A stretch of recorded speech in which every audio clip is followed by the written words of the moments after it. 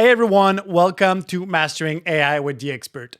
Today we're diving into an exciting topic how organizations can get AI ready and really make the most out of their data.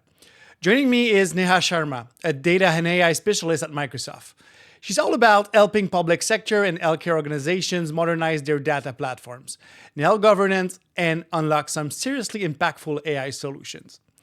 Neha's got a ton of experience with tools like Microsoft Fabric and app modernization, but what makes her stand out is how she connects the dot between cutting edge tech and real world results. Plus, she's super curious about philosophy, which gives her a really thoughtful perspective on all of this. In this chat, we talk about how to figure out your organization's AI maturity, why clean and well governed data is a must, and some awesome examples like what Kelowna is doing with AI. It's a practical, no nonsense conversation about making AI work in the real world. Let's jump in. So, first, thank you, Neha, for taking the time to meet with me today to talk about AI maturity, to talk about data. I think it will be a super interesting conversation. A lot of customers are asking me, how do I know how mature I am? What kind of AI tools should I use? Is my data ready to handle all those complex AI models? So it will be a super interesting conversation. So thanks a lot for taking the time to meet today. Yeah, super excited, honestly. And I think this is probably one of the most critical topics, right, when it comes to AI readiness. So excited to tackle it with you. Awesome. So let's jump right in and start by talking about AI maturity. So how an organization knows where it stands in terms of maturity, not just limited to data, but overall. So how will you define an organization maturity globally to implement AI? Yeah, that's a super great question. I think AI maturity really comes down to an organization's ability to leverage AI solutions and tools and integrate it into their operations. So you're doing it maybe today, but then are you getting a high return on investment? What is the value that real people in your organizations experience, right? So being able to have increased productivity, more time focused, meaningful work, that's how you want to measure it across the organization. And it's not only inclusive of the technical capabilities, and that's what a lot of folks focus on, but it's also the data readiness, the organizational culture, for example, that you need to have behind it, strategic alignment across the business, right? So that to me is what's representative of a holistic enterprise wide AI maturity. Can you walk us through? I don't know if there's a model out there, but can you walk us through the different stages of determining the level of maturity of an organization? Yeah, at Microsoft, we actually have a framework that was released a few years back. And so essentially, there's certain levels of maturity. There's about four tiers that I would kind of put organizations within. The first is foundational. So these are customers that recognize that AI is here and they recognize AI's potential. Maybe they're a little bit skeptical of using it, right? So they're still in that evaluation stage. They might not be confident about what it's actually useful for. So they need to still do a little bit of discovery within and figure out what those use cases are. Then there's the second set of customers. So they're approaching, that's what we kind of call them. And they're curious, they're experimenting, they're in this era, sort of like City of Kelowna, right? So you saw some studies kind of go out the past few years. They know that they might, get their hands dirty. They want to look at use cases. They want to assess its value, and they might not realize it right away, but they're in that experimentation stage. And then there's aspirational organizations, right? So ones that have some custom built AI solutions. They have implemented them, but they're not in every area of the business. It's not critical core business processes. It's only areas where maybe it was easy to realize value from. They have a culture that's supportive of AI. They want to advance that as part of their business strategy, but they're not necessarily mature yet. And then, of course, you have some of the more mature companies, and that's that last sort of tier in that phase. And these are companies that have custom advanced implementations of AI, right? So they're leveraging things like I've got videos of my infrastructure.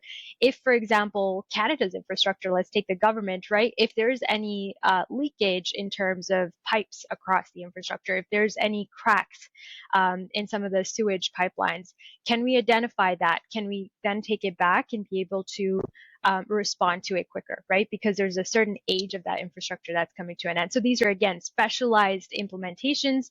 And this is across the fundamental mission of that organization. This is changing the way they operate, the way that they process things, the services they offer, and it's built into that core process. So those are the really sort of mature customers. From your observation, what percentage of company will you consider being in stage 4, or even like in every of those stages? That's a really good question. I had looked at some Gartner studies and I spoke to a friend actually at Gartner, and I would say like 10%, less than 10%, definitely in the stage 4, but 10% of organizations are maybe even at a stage that's level 2 or higher. So a lot of the companies that we're dealing with today are 95% are approaching in that stage. They're experimenting, they're still trying to figure it out. They're looking at what they need to establish internally to advance to some of the next stages. But I would say it's very much like aspirational, I think, is the next goal. Maturity wise, very less than like 1%, right? So, Yeah, that's interesting because while talking with customer, I realized that a lot of people have this fear of missing out, like the mhm. feeling that every organization is super mature, but the truth is most of them are not. It's still fairly new, and the adoption rate has just Yeah, increased like at lightning speed in the last 2-3 years. Actually, since ChatGPT yeah, uh, Model 3.5 released, the discussion around AI have just increased monumentally. So it gives this impression to enterprise that every other enterprise are like at the top of their game implementing those tools, right? yeah, absolutely. You mentioned earlier City of Kelowna as a use cases. I do know the use cases, but for people listening to us, can you maybe expand of what they did achieve? I think you mentioned they were on stage 2, right, experimenting with AI. So if can Yeah. you expand a bit on the Kelowna story? Yeah, so Kelowna, I think, is tackling AI through multiple different initiatives. Some of this is, of course, building a custom solution, but some of this is also looking at what's already available from a Microsoft perspective. So things like Copilot, right? Turning that on or trying to figure out a way to implement that across the city of Kelowna and the users and advancing that productivity there.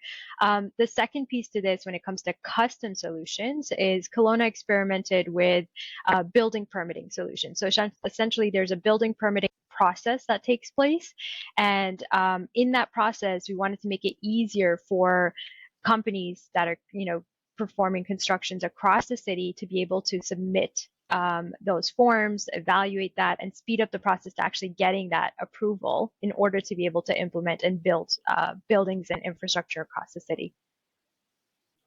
Interesting, yeah, and I did work with Kelowna, so I know how innovative they are.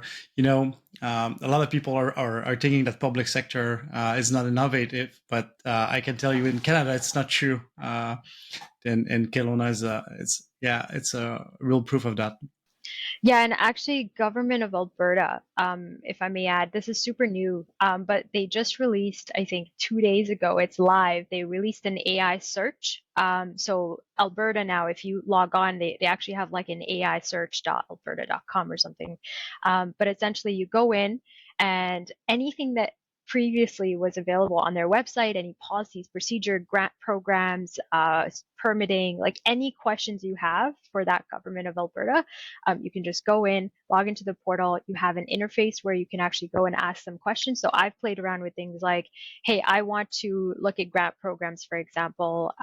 Because I'm building, a new organization or a new company, I have a startup, and it actually lists out all of the different grant programs that are available, the size, the scope, and here's the references. So you can actually go back to those programs and figure out, okay, which one's actually a good fit. But that makes it super easy, right? Because you're not actually just going to the Government of Alberta website anymore and trying to figure it out yourself. You're actually just engaging in natural language, with the sort of the knowledge that already exists on that website. So.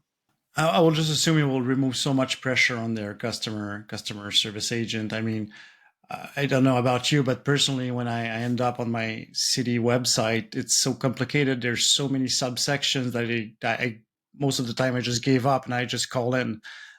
So I will assume that this use case specifically will bring tremendous value for the citizen, but as well for the government or the cities that are implementing those solutions. Yep, yeah, absolutely right. It's about how are we servicing Canadians? That's the question that they're trying to answer, and this makes it a little bit better to engage and be there in the time that Canadians are reaching out and need them, right? So You explain you describe this framework of AI maturity, but now how an organization might be able to identify basically where they stand in this framework.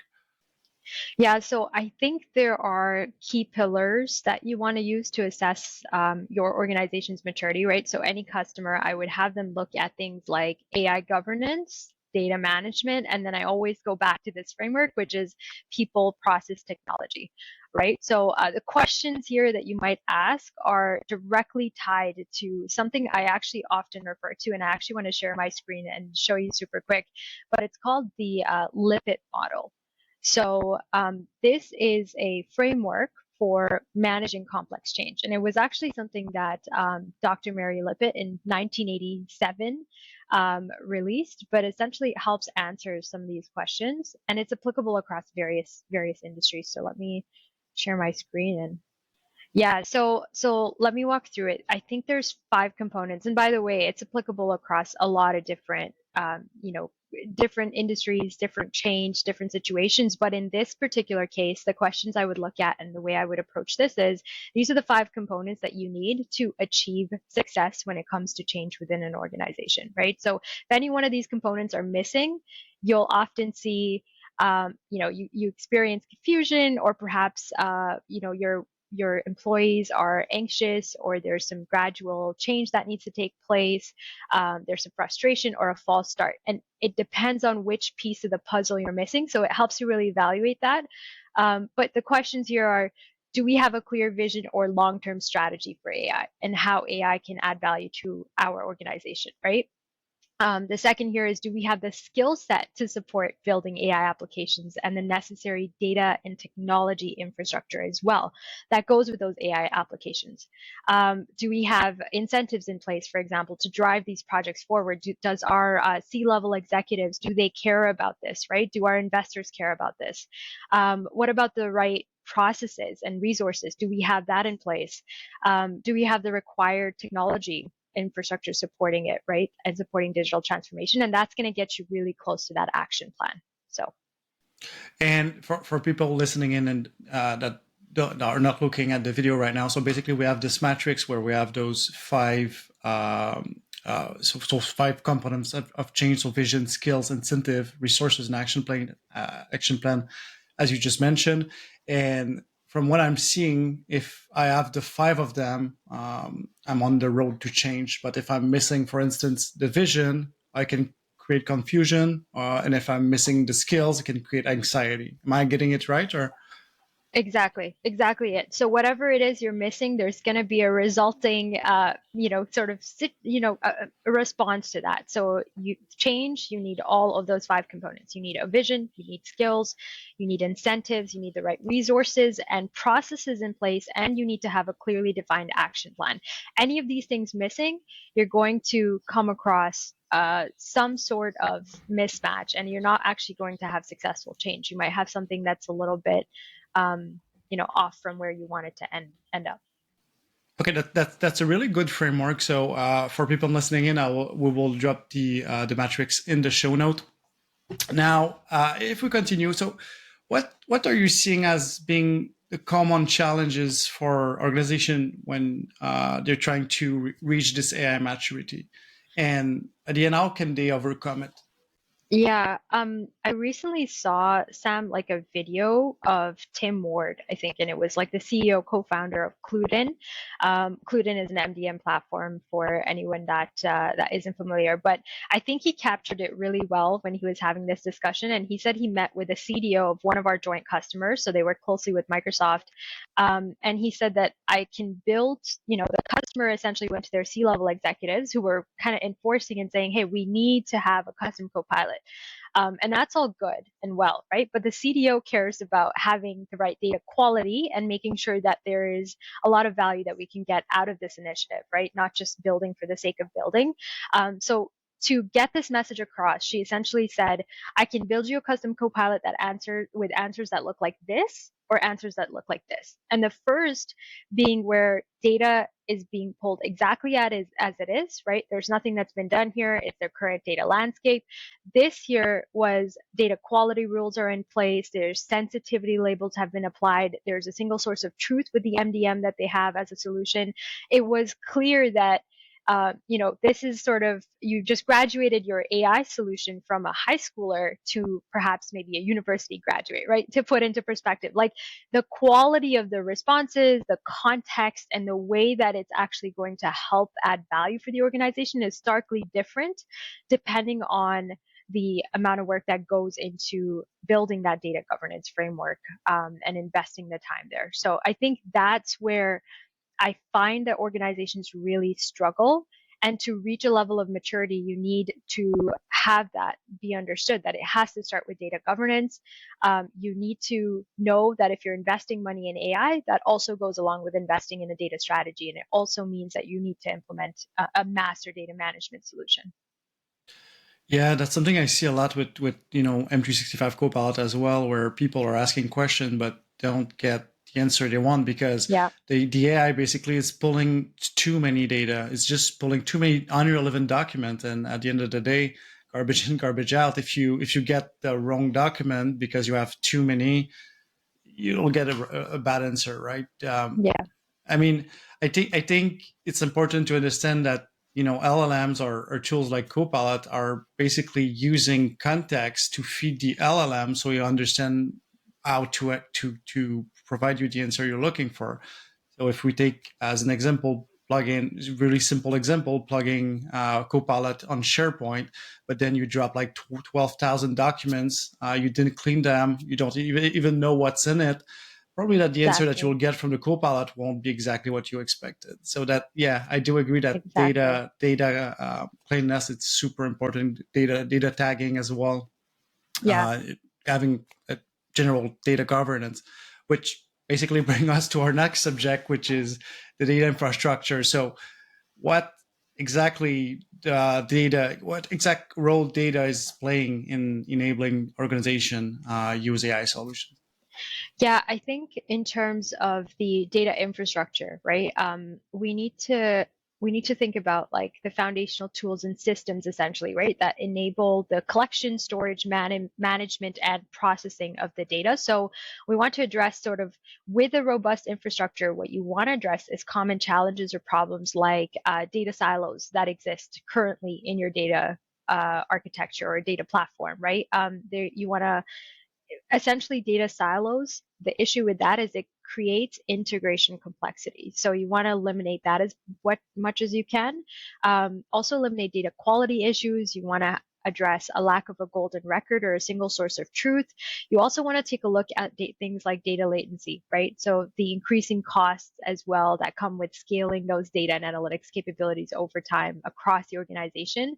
And then, of course, protecting the sensitive data, the PII data, that's absolutely crucial.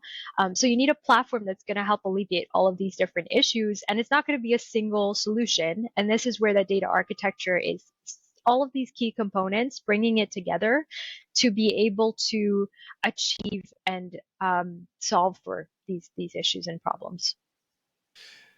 Yeah, totally. And that again, you mentioned security. I mean, it's super important. You can just like drop a bunch of data without validate, because that's something I'm seeing a lot. Like if I come back Yeah, to my example of dropping 10,000 documents in SharePoint, what happens often is that we didn't even validate if people should have access to this data, right? And then Yeah. you end up with Copilot providing information on classified or information that you don't want. So it's super important. Yeah, and like which users have access, right? So exactly as you said.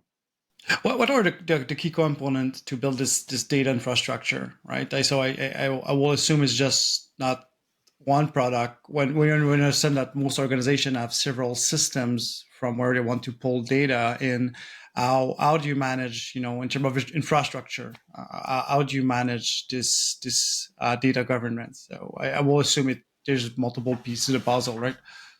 Yeah. So let's say it starts with a robust data strategy, right? And this is going to include, and this is where we define the solutions we need, because you need to get clear on like exactly which pieces of the data strategy is that solution going to help tackle.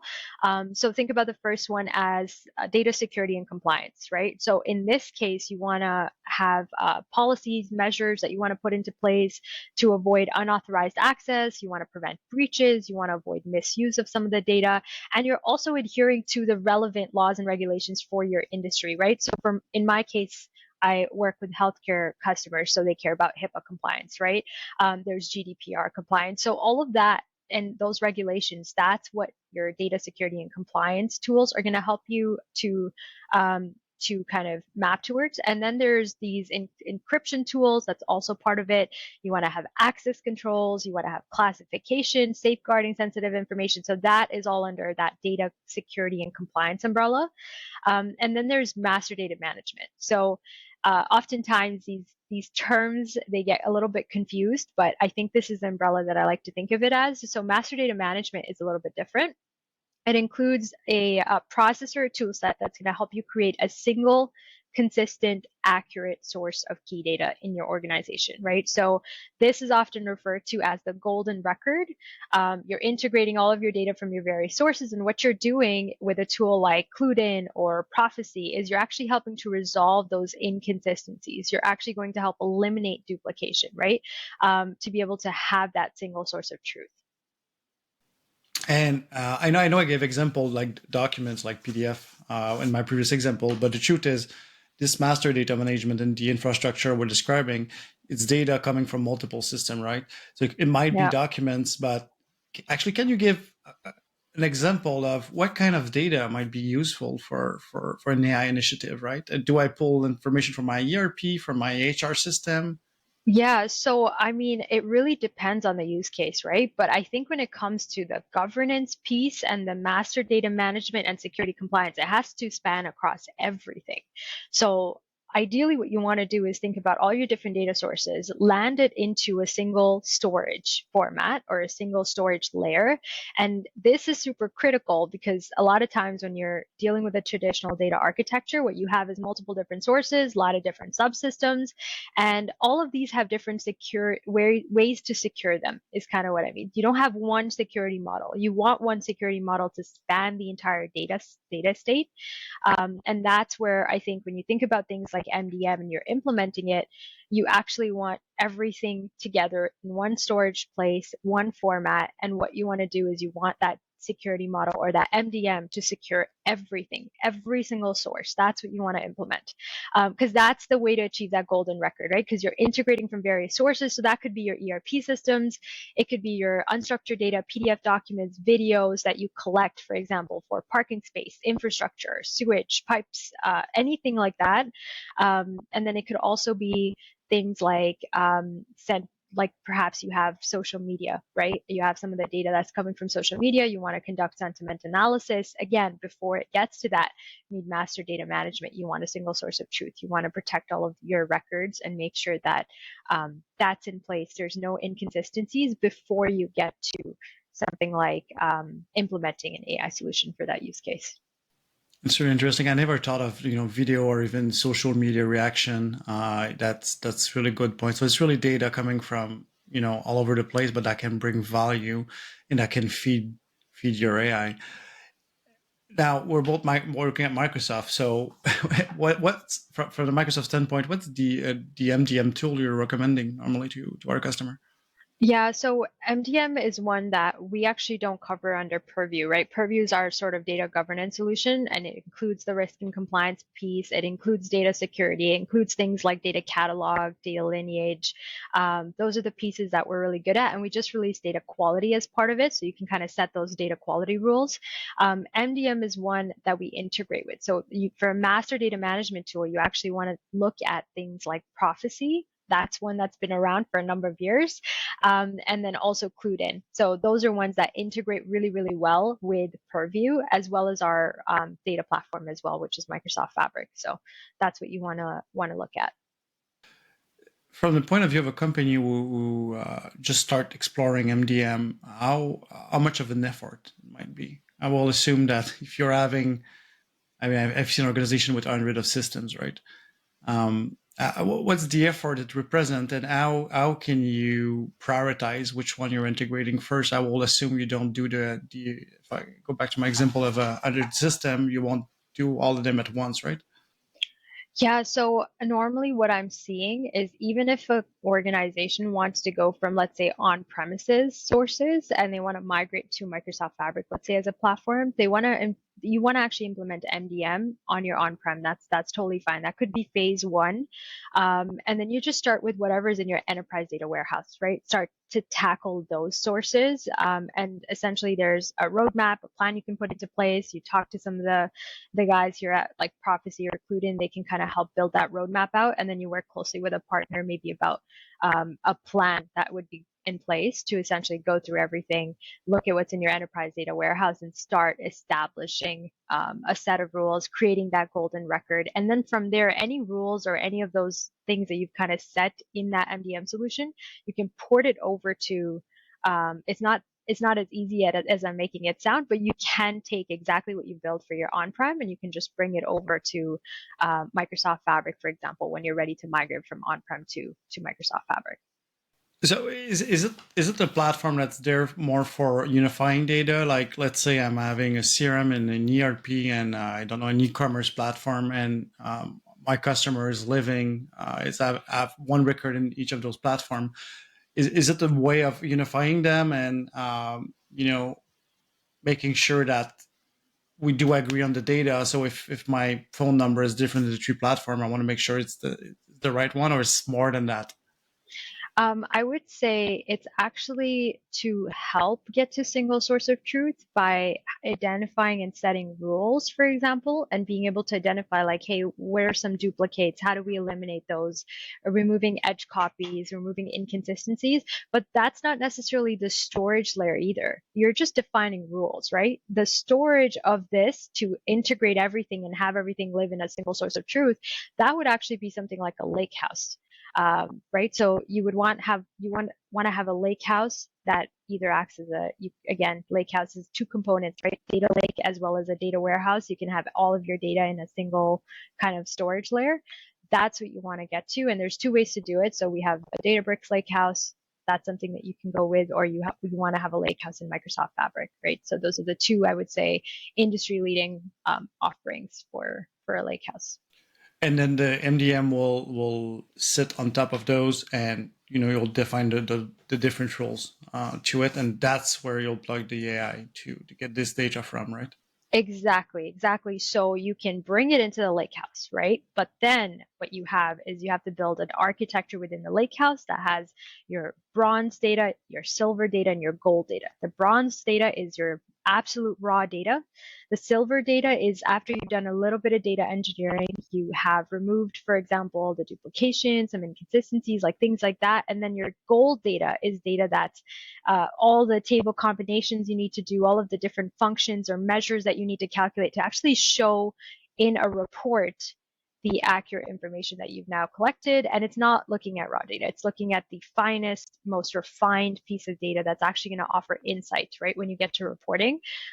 So that's sort of the stages that it goes into. And you want to govern and you want an MDM across all of this. So you want to have something that actually looks at that raw data and refines it. That's where the MDM comes into play.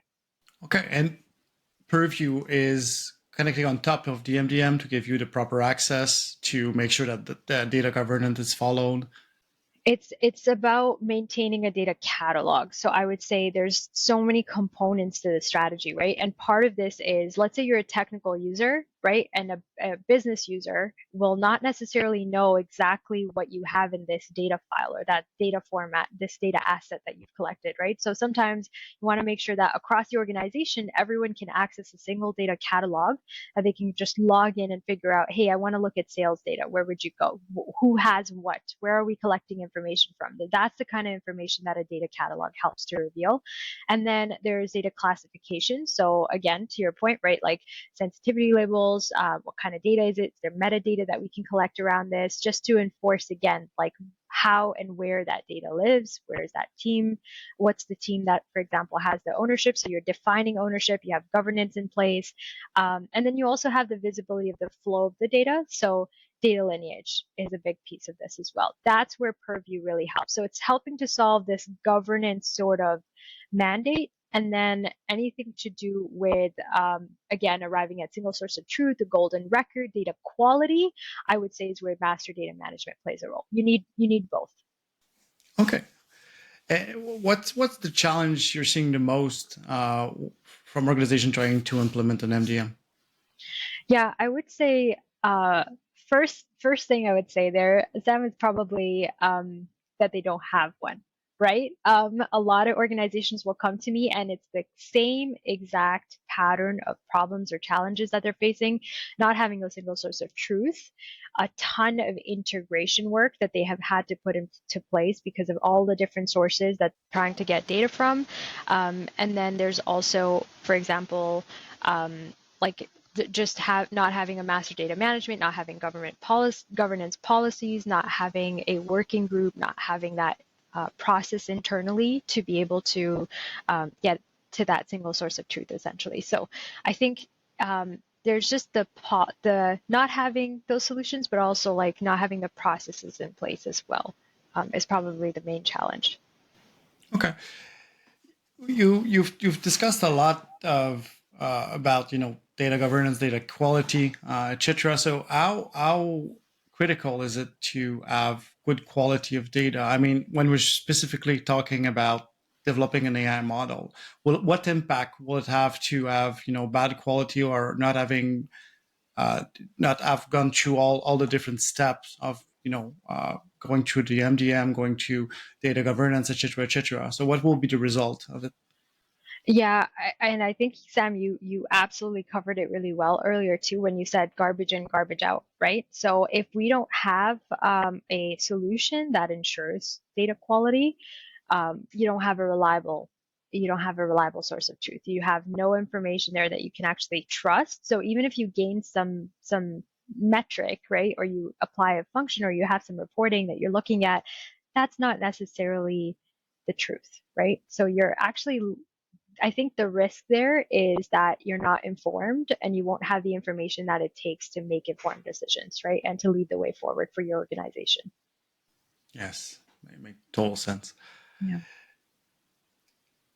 Any best practice to share around data governance and also data quality in the world? So to our people listening that don't know where to start. So what are the best practice? What should you look at first?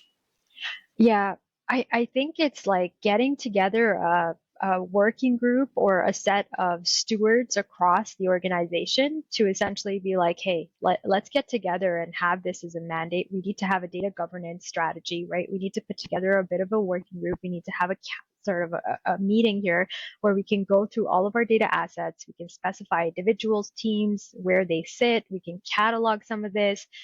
We need to ensure we have access controls. We also want to get to training and awareness, right? So if you have a group of individuals that get together and sort of define what that data governance strategy is for the organization, and they each have a role to play, that I think is absolutely critical to driving some of these practices forward. And of course, the tools are there to help. What are the critical tools that I mean, we talk about MDM, we talk about Purview, Yeah. but when you're building an AI solution, what are the tools other than the data is the fuel of your AI, so it's I'll call it the first layer, but then when you're building the tool itself, there's so many tools out there. I mean, even from us, we're hearing about Copilot, we're hearing about AI search, AI studio. What's our yeah? What should a company look at when building those solutions? Yeah, I would say, so I'm going to repeat it again. Data governance and MDM for sure. You want to take a look at prophecy, maybe clued in, purview, right? So those are the three tools that come to mind from that perspective. And then when you're looking at just the data platform as a whole, you want something that is very much a lake house.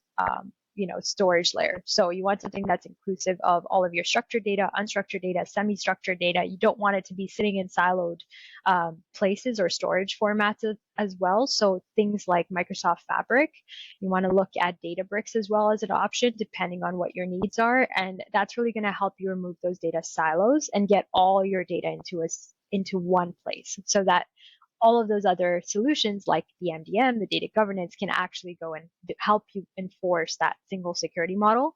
And then from the architecture, in terms of the actual AI use cases, the architecture very much depends, right? But the Azure AI services that I would actually urge customers to explore is Azure AI Studio. That's a really easy way to go and get your hands kind of dirty with some of the offerings and services that we have and actually like chat with your data. And the interface is really, really easy to, and intuitive. The other piece is AI search. AI search is absolutely critical for actually indexing the data. And that's going to be critical for the AI engine to use the data that you want it to be trained on. The other piece is cognitive services. So that's anything like audio, vision, things like that.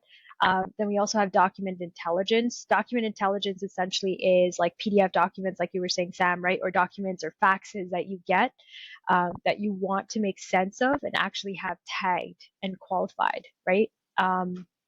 Those are pieces that you also want to look at. And then, of course, just even holistically, when you're building that architecture, you're thinking about these technologies, you want to look at a RAG architecture, right? So that's something that I would encourage folks to look into.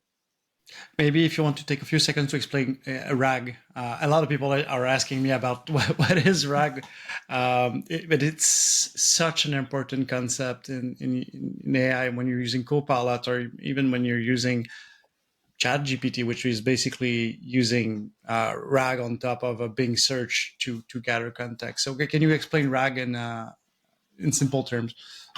Yeah, I would say simple kind of sentence. You're retrieving data that sits in your traditional, data sources or your external data sources, and you're essentially processing it through an LLM, right? That's been built. Let's say Azure OpenAI 4.0. Maybe you're using o1 now. But essentially, you're using the context from that data source. You're using the LLM process as well, and you're generating an answer based on the blended sources. So it has been trained already on all of the information that's available on the internet, but you're also giving it context about your source. So the three main stages of the RAG architecture are data prep, its retrieval, and then its generation. So that's how it works. And the key component of all of this is really being able to index your data correctly. So you actually want to be able to use sort of something like AI search, for example, to index your data and actually get it ready for RAG. So it's known for retrieval augmented generation, right? So you're using the relevant data there that's important, and you use it to augment context for the LLM to actually process your request. Super well explained. Thank you for that. You mentioned a lot of Microsoft product that are on Azure, right? So that's our cloud offering. So how important is cloud for an AI strategy? I'm hearing a lot of customer Yeah. asking, can I host this on premise?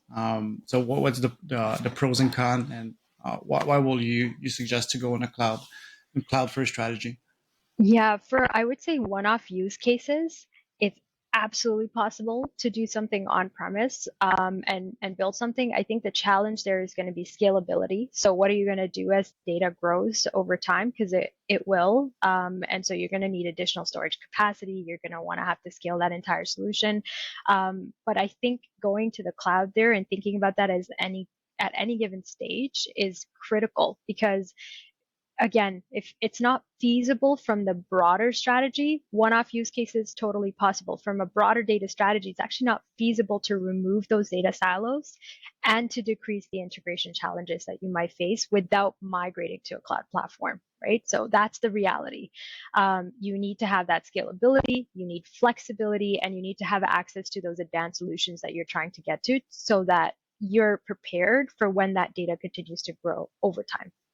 You just mentioned scalability and flexibility, right? So how can Yeah. enterprise ensure that it's scalable and flexible? I will assume that if you're building a model or if you're building a solution Yeah. around AI, you will get more and more adoption, right? So you'll be able you'll have to scale at some point.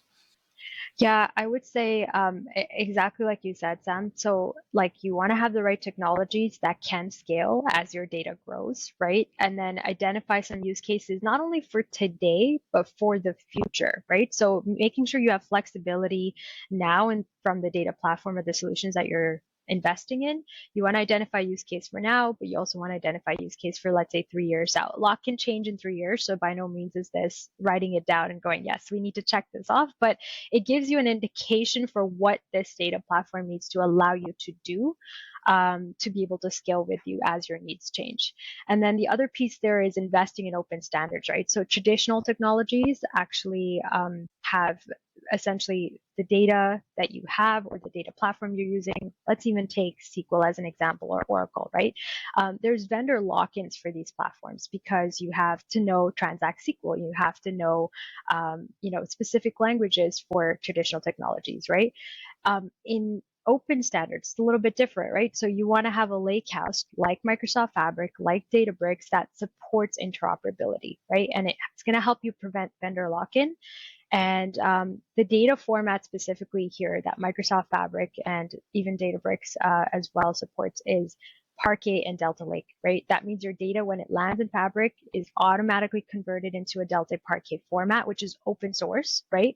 And it's compatible with a wide range of tools. It's compatible with a wide range of systems, and it supports things like ACID transactions. So that's super, super key. And what this means is if you ever want to take your data and change platforms or vendors, you can, right? That's what we're enabling. We've discussed a lot of the challenges, right? Implementing an MDM, implementing, in the data Yeah. strategy, defining the maturity. Now, globally, when implementing an AI solution, what are the common challenges you're seeing organization facing?